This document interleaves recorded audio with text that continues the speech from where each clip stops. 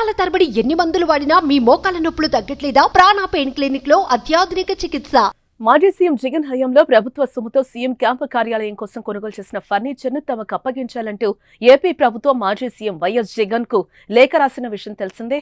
ప్రభుత్వ ఫర్నిచర్ ను వాడుకుంటున్నారా అంటూ ఆ ఇష్యూ పెను దుమారంగా మారిన విషయం కూడా మనకు తెలిసిందే.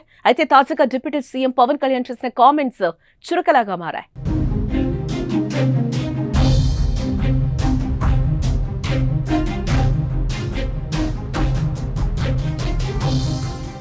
కాకినాడ జిల్లా గొల్లప్రోల్లో నిర్వహించిన పింఛన్ల పంపిణీ కార్యక్రమంలో లబ్ధిదారులకు పింఛన్లను అందజేశారు.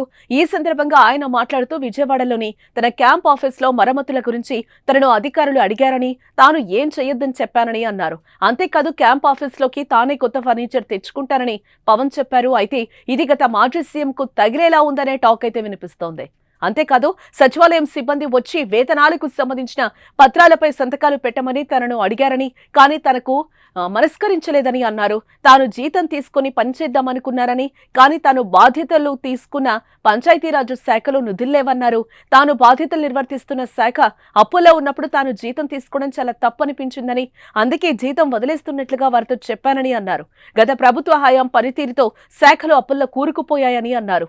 అంతేకాదు ఎన్ని వేల కోట్ల రూపాయలు అప్పులున్నాయో తెలియడం లేదని, ఒక్కో శాఖలో తవ్వే కొద్దీ లోపలికి వెళ్తూనే ఉందన్నారు డిప్యూటీ సీఎం పవన్. వీటిని సరిచేయాల్సిన బాధ్యత తమపై ఉందన్నారు. డాక్టర్స్ డే సందర్భంగా వైద్యులకు డిప్యూటీ సీఎం పవన్ కళ్యాణ్ శుభాకాంక్షలు తెలిపారు. కరోనా సమయంలో డాక్టర్ల సేవలు మరవలేనివని, కరోనా బారిన పడి 1600 మంది వైద్యులు మరణించారని అన్నారు.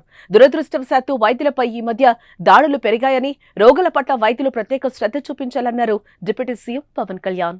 కానీ ఋషికొండలో ఇల్లు కట్టుకున్నారు, బూడిదలో పోసిన పన్నీరు బాధేస్తుంది. అంత విలాసవంతమైన భవనం, ఓకే వాళ్ళు అనుకున్నట్టుగా నేను వాళ్ళ ఆ వాదనకి నేను సరే అంటున్నాను, ఓకే మీరు అన్నట్టుగానే అది కూర్చోబెట్టి ఎవరైనా విఐపీస్ వస్తే ఉండటానికి అంత అవసరం ప్రస్తుతం. నాకే క్యాంప్ ఆఫీస్ ఇస్తే నన్ను అడుగుతా ఉన్నారు ఏం చేయమంటారు మరమ్మతులు, ఏం చేయగలరు అలా ఉంచండి అన్నాను. కొత్త ఫర్నిచర్ ఏం కొనకండి, నేను తెచ్చుకుంటాను అవసరం అయితే.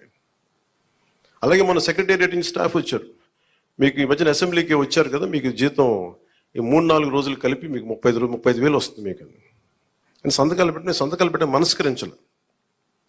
నేనేమనుకున్నాను, జీతం తీసుకొని పని చేద్దాం అనుకుంటే యాక్చువల్గా లోపలికి వెళ్ళి పంచాయతీ నిధులను చూస్తూ ఉంటే డబ్బులు లేవు. పంచాయతీ శాఖలు ఎన్ని వేల కోట్ల అప్పులు ఉన్నాయో తెలియట్లా.